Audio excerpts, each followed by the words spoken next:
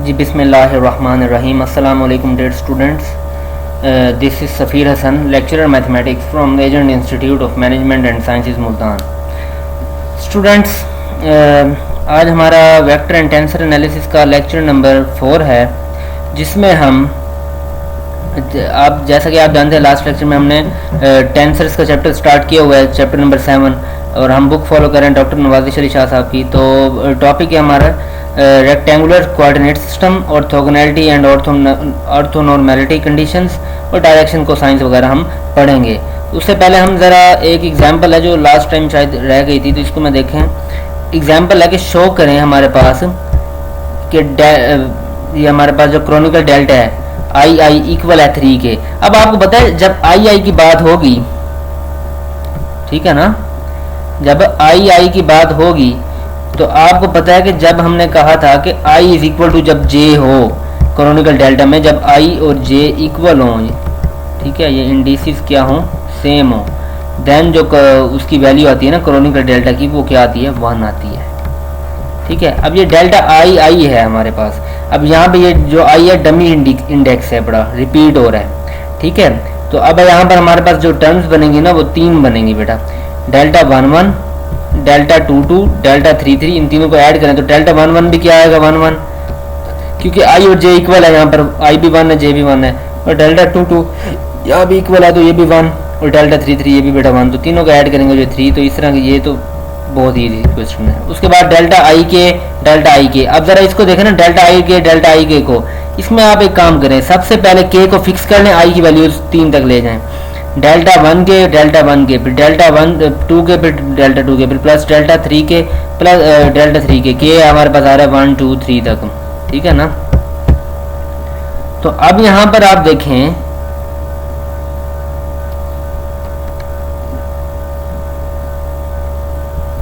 Terms कितनी बनेंगी आपके पास। देखें, मैंने आपको लास्ट टाइम बताया था कि अगर डमी इंडिसेस की तादाद जो थी ना, ये देखें, आपने नंबर ऑफ टर्म्स अगर डिटरमिन करनी है तो आपने क्या करना है, उसको डिटरमाइन करने के लिए 3 की पावर n वाला फॉर्मूला यूज करना है। 3 raise to power n means अब n क्या होगा, नंबर ऑफ डमी इंडिसेस। अब देखो ना, फर्स्ट क्वेश्चन में हमारे पास डमी इंडेक्स एक ही था ना i, तो उसमें 3 की पावर n की जगह 1 पुट करें तो 3 की पावर 1 किसके इक्वल आता है, वापस 3 के इक्वल। इसमें 3 टर्म्स हैं उसमें, delta 1 delta 2 delta 3 that's why हम 3 तक गए हैं। अब डेल्टा आई के है, इसमें डमी इंडिसेस 2 हैं, आई भी है और के भी है, दोनों रिपीट हो रहे हैं। तो फिर आई के, अब इसका मतलब क्या है, डमी इंडिसेस अगर 2 हैं तो फिर 3 की पावर 2 किसके इक्वल आता है, 3 का स्क्वायर आता है 9 के इक्वल। इसका मतलब टोटल नंबर ऑफ टर्म्स जिसमें हमारे पास 9 होगी। तो पहले हमने आई की वैल्यूज 1 2 3 तक ले गए और k को फिक्स कर लिया। अब आगे देखें, k की वैल्यू पहले 1 लिखेंगे, फिर k की वैल्यू 2, फिर k की वैल्यू 3, अलग अलग कर देंगे। आप दूसरी तरह भी कर सकते हैं, आप k की वैल्यू 1 2 3 तक ले जाएं, i को फिक्स कर दें, बाद में i की वैल्यू पुट कर दें, तो बात एक ही है। अब यहाँ पर देखें, डेल्टा 1 k की जगह 1 पुट किया, फिर डेल्टा 1 फिर प्लस डेल्टा 2 के, ये तो डेल्टा 2 के, तो डेल्टा यहाँ पर बनेगा हमारे पास 2 1, सॉरी इसी को एक्सपेंड करेंगे पहले, इसमें हमने k की वैल्यू 1 2 3 करनी है ना, इसमें हमने k की वैल्यू 1 2 3 करनी है। एक मिनट मैं इसको ज़रा सेट कर लूँ आपके लिए।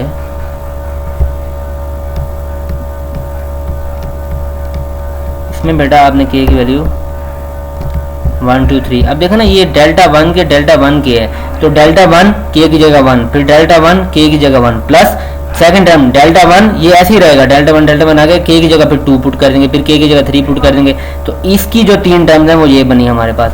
अब आ जाए इनकी टर्म्स, डेल्टा 2 सेम रहेगा सब में, और k की जगह 1 2 3 पुट करेंगे, delta 2 1 plus delta 2 2 plus into delta 2 2 plus delta 2 3, अब 2 सेम रहा, k की वैल्यू 1 2 3 गए। सिमिलरली यहाँ पर भी आप ऐसे ही करेंगे। अब यहाँ पर आप देखें, डेल्टा 1 और डेल्टा 1 ये क्या बचता है हमारे पास, आपको पता है मैंने कहा है कि जब हमारे पास आई जे के इक्वल हो तो फिर क्रोनिकल डेल्टा की वैल्यू 1 आती है, और आई अगर नॉट इक्वल हो जे के, डिफरेंट हो जे से, तो फिर क्रोनिकल डेल्टा की जो वैल्यू आती है वो बेटा 0 आती है। अब दैट्स वाई देखें, यहाँ पर दोनों डिफरेंट हैं, 1 2 अलग अलग हैं, तो इसका मतलब ये भी 0 हो जाएगी, ये भी 0 हो जाएगी, यहाँ पर 2 1 वाली भी 0 हो जाएगी, 2 3 वाली भी 0 हो जाएगी, यहाँ 3 2 और 3 1 वाली सारी टर्म 0 हो जाएंगी। बचेगा क्या, जहाँ पे आई और जे की वैल्यू इक्वल है, डेल्टा 1 फिर डेल्टा 2 2 ये वाली टर्म, फिर डेल्टा 3 3 ये वाली टर्म, इन तीनों की वैल्यू आपको पता है 1 इंटू 1। अब डेल्टा 1 1 भी क्या होगा, क्योंकि आई और जे यहाँ पर सेम है, इंडिसेस सेम है 1 1, तो यहाँ पर 1 आएगा इसकी वैल्यू, इसकी भी वैल्यू 1 आएगी, तो 1 into 1 plus 1 into 1 plus 1 into 1, इस तरह ये हमारे पास 3 आ जाएगा। इसी तरह इनको आप बेटा प्रूफ आसानी से कर सकते हैं। अब देखो ना यहाँ पर थर्ड में उसने क्या किया, delta I J, delta J के, डेल्टा के आई। अब इसको देखें ना, आप लिख सकते हैं डेल्टा आई जे है फिर डेल्टा जे के है, ठीक है ना। और अब यहाँ पर देखें एक फार्मूला बता रहा है कि डेल्टा आई जे और ए आई जे इक्वल होता है हमारे पास किसके, ए आई आई के, ठीक है। तो यहाँ पर ये फार्मूला यूज करें, सबसे पहले मैं आपको इसका बताऊं, डेल्टा आई जे और डेल्टा जे के हमेशा क्या होता है, देखो अगर इसका सेकंड इंडेक्स और इसका फर्स्ट इंडेक्स सेकंड टर्म का वो सेम आ जाए तो फिर हम क्या करेंगे, उसकी फर्स्ट और थर्ड इंडेक्स को इकट्ठा कर देंगे, वो कैंसिल हो जाएंगे, तो ये डेल्टा आई के बनेगा। फिर आगे डेल्टा के आई, अब यहाँ भी वही बात, डेल्टा के आई, अब यहाँ भी सेकंड और फर्स्ट सेम आ गया तो ये हमारे पास डेल्टा आई आई बन जाएगा, which is equal to 3। Delta I I 3 के इक्वल है, ये भी हमने फर्स्ट पार्ट में प्रूफ किया था। तो इस तरह बेटा इनको आप लोगों ने करना है। अब नेक्स्ट देखें जरा, रेक्टेंगुलर कोऑर्डिनेट सिस्टम, आप पहले इस तरह के सिस्टम पढ़ चुके हैं। यहाँ पे कह रहे हैं कि वेक्टर एनालिसिस में हमने क्या किया था, हमें पता है रेक्टेंगुलर कोऑर्डिनेट सिस्टम वो सिस्टम होता है जिसमें हम क्या करते हैं, ओ एक्स ओ वाई और जेड को हम कोऑर्डिनेट एक्सिस के तौर पर लेते हैं। ये थोड़ा मिस हो रहा है यहाँ पर, देखें ना, ये ओ एक्स ओ वाई और ओ जेड, ये जेड एक्सिस है थर्ड वाला हमारे पास, ठीक है। तो ओ एक्स ओ वाई और ओ जेड है ये, तो ये कोऑर्डिनेट एक्सिस होते हैं। आई जे के यूनिट वेक्टर्स होते हैं अलोंग दिस। अब आई होता है अलोंग एक्स एक्सिस, जे होता है अलोंग वाई एक्सिस और के होता है अलोंग जी एक्सिस, हमारे पास ये यूनिट वेक्टर, ठीक है। तो कह रहे टेंसर एनालिसिस में हम इस सिस्टम की बजाय हम क्या करते हैं, हम OX1 ले लेते हैं, OX2 ले लेते हैं और OX3 ले लेते हैं। जस्ट नाम का फर्क है, जरा गौर करें। मैंने कहा था शुरू में भी, बट जो टेंसर है ना, टेंसर वो वेक्टर्स की ही जनरलाइजेशन है, जनरलाइज्ड फॉर्म है। अब यहाँ पे देखिए इसने कोऑर्डिनेट एक्सिस को नाम दे दिया OX1, फिर OX2, ये X2 है, फिर OX3। तो ये इसको हम क्या कह रहे हैं, उनको उनके यूनिट वेक्टर्स को आई जे के की बजाय हमने क्या नाम दे दिया, E1 E2 E3। E1 होगा अलोंग एक्स एक्सिस, E2 है अलोंग X2 और E3 है अलोंग X3। E1 X1 के अलोंग, E2 X2 के अलोंग और E3 यूनिट वेक्टर X3 के अलोंग। वहां पर यूनिट वेक्टर आई जे के लेते थे, टेंसर्स में E1 E2 E3 लेंगे। तो इस सिस्टम को वो कह रहा है कि हम डिनोट करते हैं के से, ठीक है, इस के से इस सिस्टम को डिनोट किया। अब कह रहे इस सिस्टम के in addition to the system K we need another coordinate system which will be denoted by K prime, जिसको हम क्या करेंगे, के प्राइम से डिनोट करेंगे।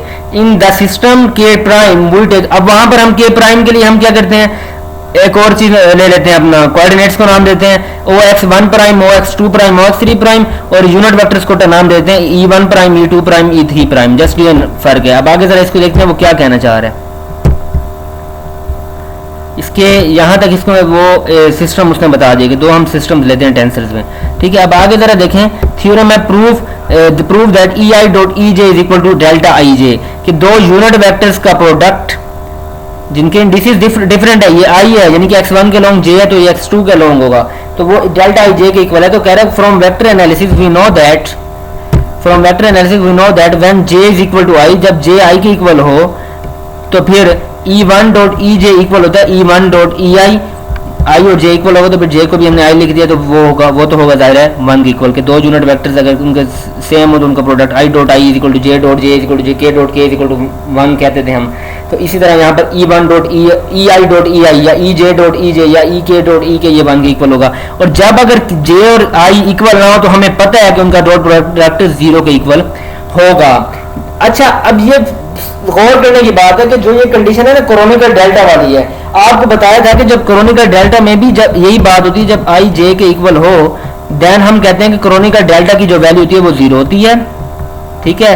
और जब I is not equal to J हो देन जो कोरोनिकल डेल्टा की जो वैल्यू होती है वो क्या होती है हमारे पास, सॉरी, जब I J के इक्वल हो तो 1 होती है और I इक्वल ना हो J के तो फिर वो कोरोनिकल डेल्टा की वैल्यू 0 देता है। तो ये भी तो वही काम कर रहा है यूनिट वेक्टर्स को हमें पता है I डॉट I 1 के इक्वल, J डॉट J 1 के इक्वल, K डॉट K 1 के इक्वल, लेकिन I डॉट J क्या होता है 0 के इक्वल हो जाता है, J डॉट K भी 0 के इक्वल। इसी तरह फिर EI और EJ का भी जो डॉट प्रोडक्ट होगा अगर J और I नॉट इक्वल है तो वो भी 0 के इक्वल होगा। तो ये तो कोरोनिकल डेल्टा वाली प्रॉपर्टीज होल्ड कर रही है यहाँ पे भी। इसका मतलब EI और EJ जो है इनका डॉट प्रोडक्ट भी डेल्टा IJ की तरह है।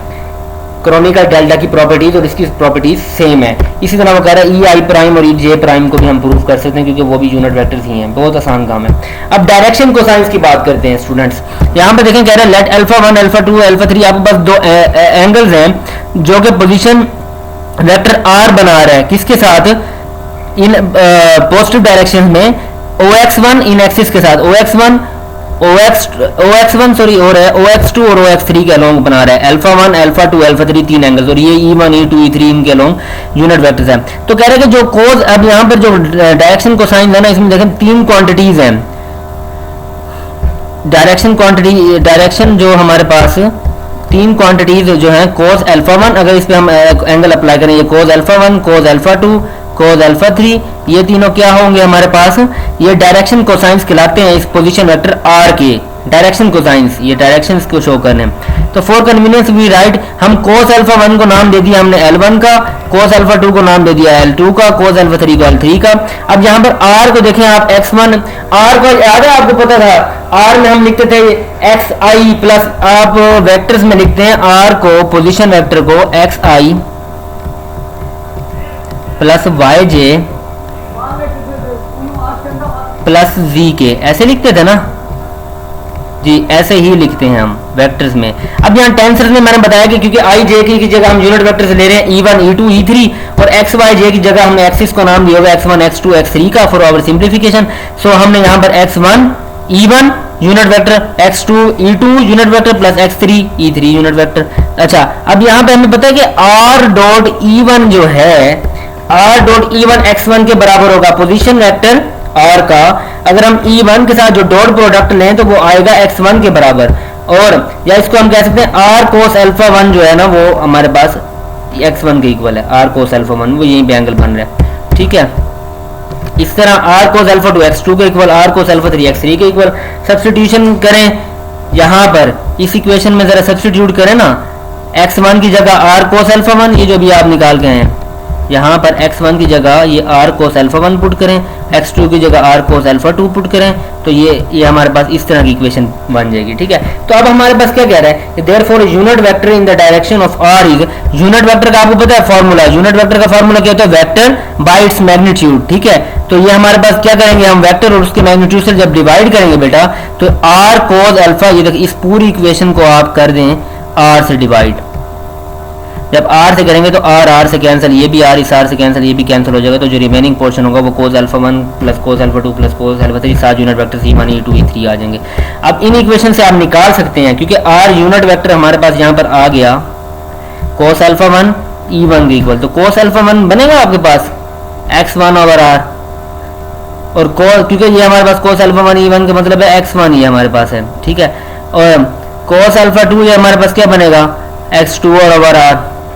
हमने कहा कि x1 r cos अल्फा 1 के इक्वल है, x2 r cos अल्फा 2 के इक्वल है, x3 r cos अल्फा 3 के इक्वल है। तो यहाँ से अगर हम निकालें values cos alpha 1 cos alpha 2 cos alpha 3 की, तो cos अल्फा 1 निकलेगा x1 over r, cos alpha 2 यहाँ से निकलेगा x2 bye r, cos alpha 3 निकालेंगे x3 बाय r। तो इस तरह इसकी वैल्यूज आएंगी। नेक्स्ट है जी, हमें पता है इन तीनों एंगल्स के स्क्वायर्स को सम करें तो क्या बनेगा, cos square alpha 1 plus cos square alpha 2 plus cos square alpha 3, इनको करें तो ये बनेगा x1 square plus x2 square plus x3 square divided by r का स्क्वायर।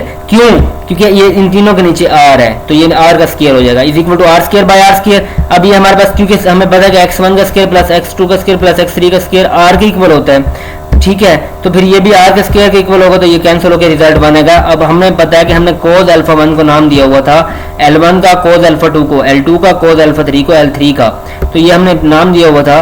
तो फिर ये मैं आपको पीछे स्लाइड में दिखा भी देता हूँ, इसमें हमने बेटा नाम दिया होगी, देखें ये cos अल्फा 1 को L1, cos अल्फा 2 को L2 का, और cos अल्फा 3 को L3 का नाम, ठीक है। इसका मतलब इन तीनों का स्क्वायर, इसको हमने cos अल्फा 1 की जगह L1, cos अल्फा 2 की जगह L2 और साथ इसकी जगह L3, और साथ ऊपर स्क्वायर आ गया, इन तीनों का स्क्वायर का सम क्या आ गया, 1 हो गया। कह रहा है कि इसमें हमने शो किया कि जो यूनिट वेक्टर हैं r के डायरेक्शन में, उनके जो कंपोनेंट्स हैं वो डायरेक्शन कोसाइंस हैं r के, ठीक है। और उनके जो स्क्वायर्स का सम है, डायरेक्शन कोसाइंस के जो स्क्वायर्स का सम होता है वो हमारे पास यूनिटी होती है। तो अगर आपको प्रूव करना आ जाए कि प्रूव करें कि जो डायरेक्शन कोसाइंस है उनके prove that the sum of the squares of the direction cosines is unity, तो आपने ये सारा प्रूव करना है। अब डायरेक्शन को साइंस की जरा गौर करें तो यहाँ पे एक्स एक्सिस x1 एक्सिस के अलॉन्ग आएंगे 1 0 0, क्योंकि x2 और x3 वहाँ 0 होंगे, और x2 के अलॉन्ग 1 0 1 0, x3 के अलॉन्ग 0 0 1। अब डेफिनेशन ऑफ LIJ को भी हम क्या कहा है, LIJ को हम डिफाइन करते हैं to be the cosine angle with the ith axis of the k system k dash and the jth axis of the system k। ये अब हम इसको देखें ना, इसमें जरा गौर करने की बात ये कि बेटा आप इसको अब डिफाइन करें LIJ को to be the cosine angle between the ith axis के दरमियान, ठीक है ना, सिस्टम k डैश के ith एक्सिस और k के jth एक्सिस के दरमियान ये एंगल है। बात को जरा अंडरस्टैंड करें, ठीक है। तो फिर ये भी हम सिस्टम k डैश और k की बात कर रहे थे, मैं आपको दोबारा इसका दिखा दूं, थोड़ा ओवरव्यू दे दूं। ये यहाँ पर ये सिस्टम देखें ना, ये हमारे पास ये था k, ये है k डैश, देखा ना, ये k है, ये k डैश है। तो इस k डैश के वो कह रहा है कि I, ये रहा I, और इसके j, इनके दरमियान जो एंगल है ना वो हमने यहाँ पर LIJ जो है ना वो शो करता है। यही कह रहा है ना, देखें ith axis of the k dash और jth axis of the system k। अब इनके दरमियान जो एंगल आएगा वो कहता बनेगा cos xi prime into xj, क्योंकि ये xi प्राइम क्यों लगा है, क्योंकि ये k डैश ith कंपोनेंट हमने लिया k डैश से, तो और उसको हम लिखेंगे e1 dash dot e2 dash ej dash ei dash dot ej dash, cos दोनों पे है, ठीक है, जबकि ij की वैल्यू 1 2 3 पे वेरी करें। फॉर एग्जांपल वो कह रहा है L21 को आप किस तरह लिखेंगे, L2 का मतलब ith 2 है और jth कंपोनेंट 1 है, तो cos x2 dash x1 dash x1 इसमें लिखेंगे e2 डैश, ये जो 2 है, और ये हमारा जनरल फार्मूला। इसी तरह आप L21 L31 L12 सारे निकाल सकते हैं यहाँ से LIJ, ठीक है, ये कोसाइन एंगल है हमारे पास, तो is equal to cos theta, ठीक है ना। Theta is angle between, theta किसके दरमियान एंगल है, x2 प्राइम और x1 के दरमियान। इसी तरह इनको आप कर सकते हैं, इनका फार्मूला याद रखना है ये आपने कि LIJ इक्वल है कोस xi डैश, i डैश क्यों लगाया, xi के ऊपर डैश क्योंकि ith एक्सिस हमने कहा सिस्टम k डैश का है, और जो jth एक्सिस है वो सिस्टम रेक्टेंगुलर सिस्टम k का है, तो xi डैश इंटू xj ये इक्वल होगा हमारे पास, आपको पता है पीछे भी हम कर गए, तो e1 डैश और ej के, तो ये आपने फार्मूला याद रखना है आपने, ei डैश और ej। तो इसी तरह आप इसको देखो ना निकाल सकते हैं, यहाँ पर साइड पे मैंने किए भी हूँ मैं। अब आप यहाँ पर देखें, अब ऑर्थोगोनल रोटेशन ऑफ एक्सिस क्या होती है, कह रहा है कि दो rectangular coordinate right handed rectangular coordinate system जरा एज्यूम करें, तो फिर उसमें देखें OX1 X2 X3 OX1 dash X2 dash X3 dash, जो यानी कि सिस्टम K और K डैश को जरा शो करें, उनका ओरिजिन हमने यहाँ पर सेम रख दिया है। ये देखें, ये आपके पास जरा इसको अंडरस्टैंड करना है आपने, OX1 ये OX2 ये OX3 है, ठीक है। ये अब ये इसी के अलॉन्ग ले लिया OX1 dash OX2 dash OX3 dash, ये इसी के अलॉन्ग सिस्टम ले लिया, K और K डैश को मर्ज कर इनका सेम ओरिजिन ले लिया हमने, ठीक है। तो यहाँ पे कह रहे हैं rotate the system about O, और जबकि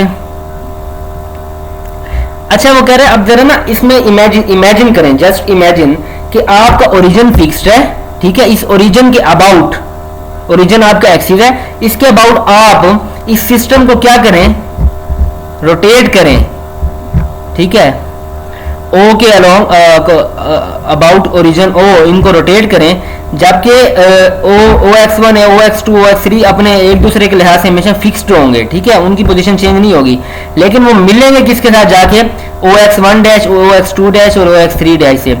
सर इस मूवमेंट को रोटेशन ऑफ एक्सिस कहा जाता है, और यानी कि इसमें अगर मैं कहूँ, देखें यहाँ पर x1 को आप रोटेट जब करेंगे इनको, तो ये x1 डैश से मिलेगा, x2 को रोटेट करेंगे तो x, यानी कि इस सिस्टम को रोटेट करेंगे आप, जो k है वो जब रोटेट होगा तो ये जो x1 है ये कोइंसाइड करेगा x1 डैश से, x2 कोइंसाइड करेगा x2 डैश से, x3 कोइंसाइड करेगा x3 डैश से, ठीक है। इस तरह जो है ना आपने इसको बेटा करना है, तो इस तरह इनको हमने रोटेट करना है इस ओरिजिन को एज ए एक्सिस कंसिडर करके। और इमेजिन करें आप, अगर आप इस x1 इस x2 और इस x3 को रोटेट करें और वो कोइंसाइड करें, x1 कोइंसाइड करे x1 प्राइम से, x2 करे x2 प्राइम से, x3 करे x3 प्राइम से। तो इस तरह इसको हम इस मूवमेंट को बोलते हैं एक्सिस की ना, कि ये क्या है हमारे पास, रोटेशन है।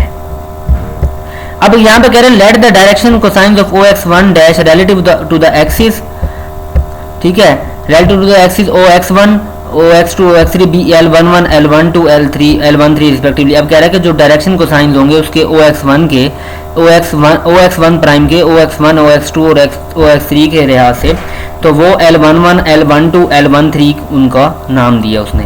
L11 का मतलब X1 प्राइम की rotation with respect to relative to X1, और X1 L12 का मतलब X1 प्राइम की रोटेशन रिलेटिव टू X2, और X1 L13 का मतलब X1 प्राइम की rotation along the axis X3, ठीक है, रिस्पेक्टिवली। फर्दर मोर वो कह रहे हैं इनके डायरेक्शन को साइंस को हम इसी तरह OX2 प्राइम के वो और OX3 प्राइम के जो होंगे उनको आप नाम देंगे L21 L22 L23 वगैरह वगैरह, इस तरह आप एटसेट्रा।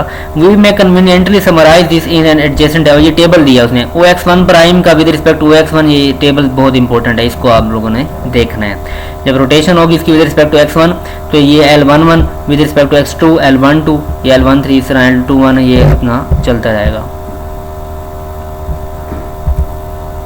ठीक है। अब कह रहा है कि टेबल ऑफ डायरेक्शन कोसाइंस, इसको हम ट्रांसफॉर्मेशन मैट्रिक्स भी बोलते हैं। इस टेबल को मैट्रिक्स की फॉर्म में हम लिख रहे हैं L11 L12 L13 up to सो ये इस तरह L21 L22 L23 L31 L32 L33।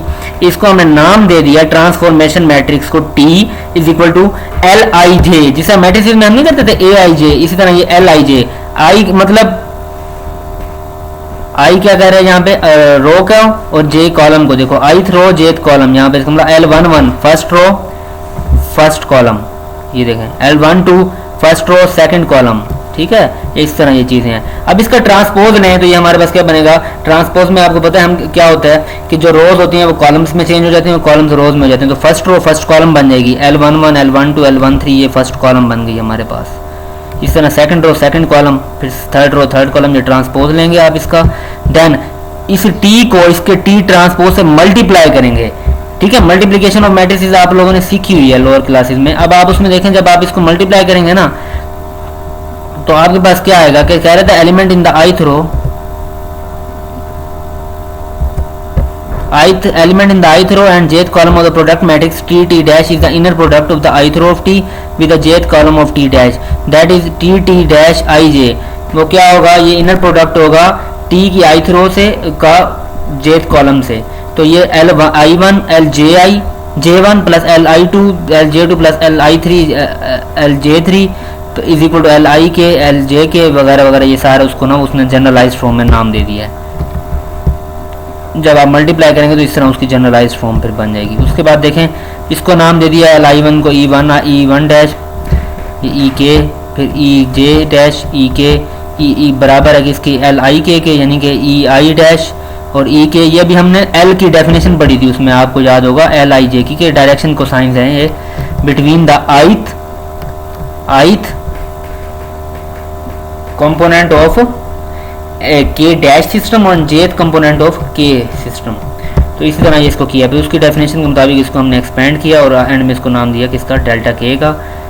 अब यहाँ पर देखें वगैरह क्योंकि हमें पता है m into a dot b equal है m ए डॉट बी के, तो फिर इसको m into a dot b को उसने नाम दे दिया m ए डॉट बी के, m a dot b E1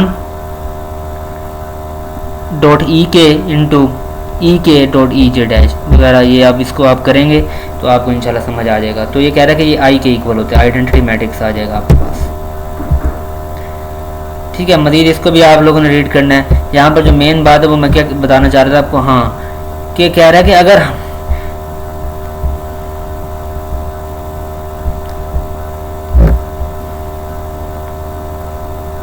अगर आप डिटर्मिनेंट ऑफ टी, अच्छा टी डैश की बात कर रहे हैं कि अगर वो आइडेंटिटी मैट्रिक्स इक्वल है तो अगर डिटर्मिनेंट देखें, अगर किसी रोटेशन में क्या हो डिटर्मिनेंट +1 हो तो उसको राइट हैंडेड ऑर्थोगोनल ट्रांसफॉर्मेशन बोलेंगे, और अगर डिटर्मिनेंट -1 आ जाए तो वो लेफ्ट हैंडेड इम्प्रॉपर ट्रांसफॉर्मेशन कहलाएगा। डिटर्मिनेंट -1 आ जाए तो, ठीक है ना। इस तरह इसको देखेंगे, इनकी इक्वेशंस हैं। वो कह रहे इक्वेशन 1 को हम लिख सकते हैं, ये इक्वेशन 1 है, T T dash equal to delta I J equal to I I. अब उसको एक्सपेंड करके उसने लिख दिया यहाँ पे, ये L11 का स्केयर प्लस L12 का स्केयर प्लस L13 का स्केयर, इसको इस फॉर्म में लिखे ना। अगर आप इसको दोबारा एक्सपेंड करके देखें तो ये बनेगा हमारे पास 1, ये 1 का स्केयर प्लस ये अपना इन तीनों का स्केयर, डायरेक्शन को साइंस के स्केयर का सम हम अभी प्रूव करके आए थे कि वो 1 के इक्वल होता है, ठीक है। और ये हमारे पास चीज़ें, ये 0 बन जाएंगे, ये भी 0, फिर यहाँ पर ये 1 बनेगा, बाकी सारी 0, यहाँ पर ये 1 बनेगा, बाकी सारे 0 बन जाएंगे। तो इस तरह यहाँ पे आप लोगों ने बेटा इसको करना है। नेक्स्ट देखें, अब क्या है कि इस शो करें कि ये जो ट्रांसफॉर्मेशन है वो ऑर्थोगोनल है और राइट हैंडेड है, और इस सेकंड में कह रहा है कि ये ऑर्थोगोनल है और लेफ्ट हैंडेड है। फर्स्ट पार्ट इसका जरा देखें, इसमें आपने क्या करना है, इसका पहले ट्रांसपोज लेना है हमने, सबसे पहले उसको टी डैश का नाम देना है। सबसे पहला काम, जब आपने किसी भी ट्रांसफॉर्मेशन को बेटा ऑर्थोगोनल शो करना हो तो उसके लिए आप क्या करेंगे, उसका ट्रांसपोज लेंगे। अभी हमने पीछे किया है, ट्रांसपोज लिया, ठीक है, और उसको फिर क्या करेंगे, उस मैट्रिक्स को उसके ट्रांसपोज से मल्टीप्लाई करेंगे, रिजल्ट आइडेंटिटी मैट्रिक्स आ जाता है। किसी भी मैट्रिक्स को उसके ट्रांसपोज से मल्टीप्लाई करने के बाद रिजल्ट आइडेंटिटी आ जाता है, तो इसका मतलब रिजल्ट में आइडेंटिटी मैट्रिक्स आता है, तो इट मींस कि वो मैट्रिक्स क्या होगा, ऑर्थोगोनल होंगे, ठीक है। तो वो ट्रांसफॉर्मेशन क्या होगी, ऑर्थोगोनल होगी। अब यहां पर देखें, इसका डिटर्मिनेंट फिर आप लेंगे, डिटर्मिनेंट लिया तो वो +1 आया आपके पास, इसका मतलब वो राइट हैंडेड है। अगर -1 आता तो वो फिर क्या होगी, ट्रांसफॉर्मेशन लेफ्ट हैंडेड होगी। अब प्रॉपर एंड इम्प्रॉपर ट्रांसफॉर्मेशंस के बारे में जरा देखें। कह रहे हैं कि since for an orthogonal transformation determinant t is equal to +-1, all coordinate transformations are divided into 2 classes. One class consist of those transformations. अब यहाँ पर 2 क्लासेस में डिवाइड कर दिया उसने कोऑर्डिनेट्स की ट्रांसफॉर्मेशंस को। ऐसे पहली क्लास किसकी, जिनमें डिटर्मिनेंट 1 के इक्वल आ जाए, ठीक है, और दूसरी क्लासेस कौन, उनको हम क्या बोलते हैं, प्रॉपर ट्रांसफॉर्मेशंस।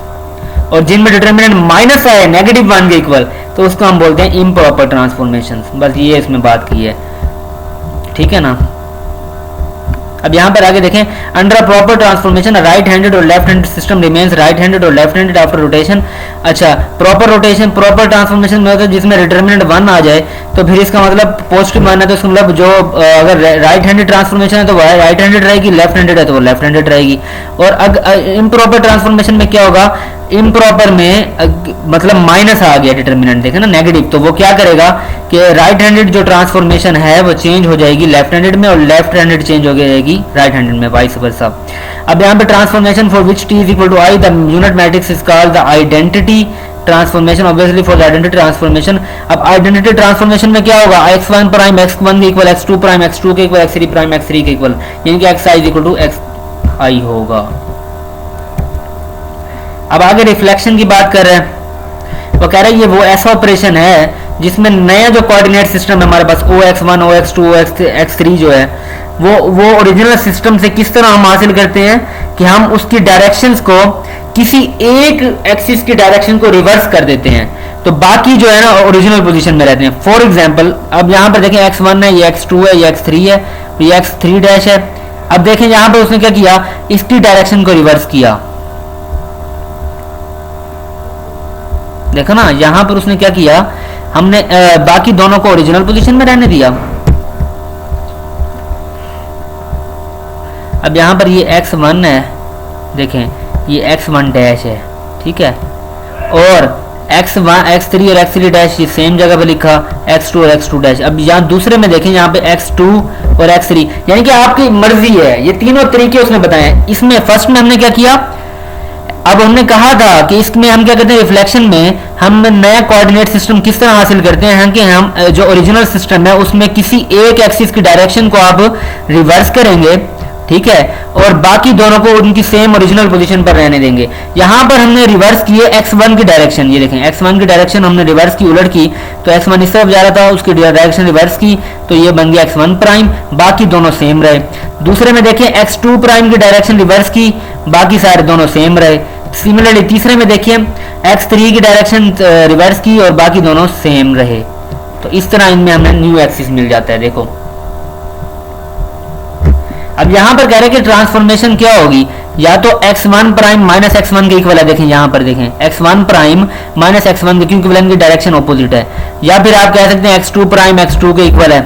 देखें ये पहली सिस्टम में देखें ये तीनों कंडीशन होल्ड कर रही हैं, डायग्राम ए में, इस फिगर ए में ये तीन कंडीशंस होल्ड कर रही हैं। x1 प्राइम x1 के नेगेटिव है, तो बाकी ये दोनों इक्वल हैं, तो इसलिए उनको सेम लिख दिया है। अब दूसरे में देखें x2 और x2 प्राइम की डायरेक्शन रिवर्स है, तो उन दोनों को क्या करें, ऑपोजिट डायरेक्शन है, तो इसलिए हमने लिखा x2 prime is equal to minus of x2, यानी कि उनकी डायरेक्शन ऑपोजिट है, बाकी दोनों सेम। सिमिलरली तीसरे में x3 की डायरेक्शन चेंज है, बाकी दोनों की सेम है। तो बहुत आसान चीजें हैं ये। अब आगे चलें, कह रहा है कि इनकी जो मैट्रिक्स ट्रांसफॉर्मेशन होगी वो या तो यूं होगी, क्योंकि यहाँ पर देखें ना -1 0 0 0, या तो x की -1 हो जाएगी, या फिर इसका दूसरा -1, या फिर थर्ड क्वाड्रेंट -1। अब यहाँ पर तीनों के लिए डिटर्मिनेंट -1 आएगा। इन्वर्जन में क्या करेंगे, हमने क्या करेंगे, हम इन्वर्जन में के लिए हम क्या करते हैं, न्यू एक्सिस हासिल करते हैं, न्यू कोऑर्डिनेट सिस्टम हासिल करते हैं हम by inverting the directions of the all the coordinate axis of the latter. तमाम कोऑर्डिनेट एक्सिस की डायरेक्शंस को चेंज कर देंगे। देख ठीक है, जब आप x1 की डायरेक्शन चेंज करेंगे, ये x1 है तो इसके ऑपोजिट आ जाएगा x1 प्राइम, x2 के ऑपोजिट x2 प्राइम, x3 के ऑपोजिट x3 प्राइम। ठीक है, तो फिर यहाँ पर x1 प्राइम और x इक्वल होगा -x1 के, x2 प्राइम इक्वल होगा -x2 के, x3 प्राइम इक्वल होगा -x3 के, क्योंकि इनकी डायरेक्शन को आपने रिवर्स कर दिया है। तो इस केस में क्या कह रहा है कि जो ट्रांसफॉर्मेशन होगी वो ये बनेगा मैट्रिक्स, इससे ये भी लेफ्ट हैंडेड होगी ट्रांसफॉर्मेशन, इम्प्रॉपर, क्योंकि यहाँ पे -1 है, डिटर्मिनेंट -1 आएगा। आगे ट्रांसफॉर्मेशन इक्वेशंस हैं, तो स्टूडेंट्स ये आप लोगों ने करनी है, ये आप फर्स्ट ईयर में भी ये चीज़ें हैं, सेकंड ईयर में सॉरी, इनवर्स ट्रांसफॉर्मेशन ला, ये आप लोगों ने ये चीज़ें करनी है। अब आगे देखें जरा, यहाँ पर कह रहा है transformation equations for unit vectors. वो next find the transformation equations for unit vector E1 prime E2 prime E3। जब आप E1 E2 E3 के लिए करेंगे तो फिर E1 प्राइम E2 प्राइम और E3 प्राइम के लिए भी आप लोगों के लिए करना आसान होगा, ये सेम उसी तरह है। आगे एग्जांपल देख लें ज़रा इसकी। एग्जांपल में वो क्या कह रहा है कि सेट ऑफ एक्सिस है हमारे पास OX1 OX2 OX3 prime is initially coincident with the set OX1 OX2 X3। तो जो सेट होगा वो रोटेट होगा through an angle theta in the positive sense about the X3 axis. वो कह रहा है कि हमारे पास जो सेट ऑफ एक्सिस है ना, OX1 X2 X3, X1 prime X2 prime X3 prime, वो क्या हुआ इनिशियली जो कोइंसिडेंट हुआ किसके साथ, X1 के साथ, X2 के साथ, X3 के साथ। तो फिर जो ये सेट है हमारे पास प्राइम्स वाला के डैश सिस्टम के, ये रोटेट हुआ थ्रू एन एंगल थीटा, ये थीटा एंगल दे रहा है, उस एंगल थीटा के मुताबिक मतलब रोटेट हुआ थ्रू एन एंगल थीटा बनाया उसने रोटेशन के दौरान, और ये पॉजिटिव सेंस में अबाउट X3 के लिहाज से उसने पॉजिटिव सेंस में थीटा रोटेट की। ये दो एक्सिस को रोटेट, इमेजिन करें इनको रोटेट करें। अब शो दैट X1 प्राइम जो आपके पास है बेटा,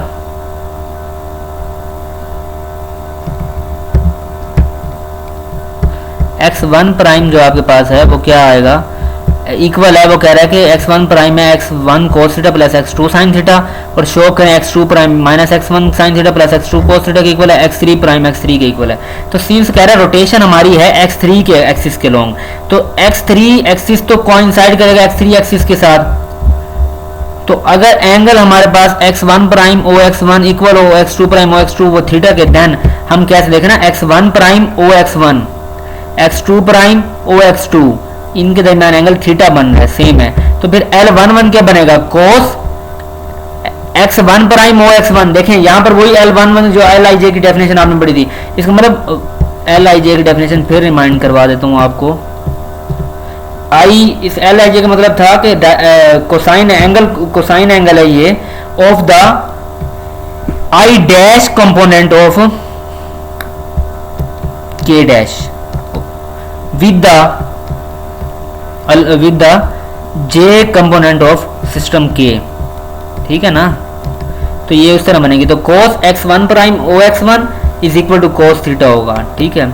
cos X1 prime is equal to, अब ये बनेगा cos X1 प्राइम OX1 जो कि cos थीटा के इक्वल आ गया, ठीक है। अब यहाँ पर देखें L12 cos X1 prime OX2 के लिहाज से बना, क्योंकि यहाँ पर सेकंड देखें ना इंडेक्स 2 है, तो यहाँ पे यानी कि 2 कंपोनेंट, सेकंड कंपोनेंट X2 की बात कर रहे हैं। तो अब देखें X1 प्राइम और X2 के दरमियान जो एंगल बनेगा ना, इस पे जरा गौर करें, ये क्या होगा, 90 माइनस थीटा होगा, ठीक है, 90 माइनस थीटा।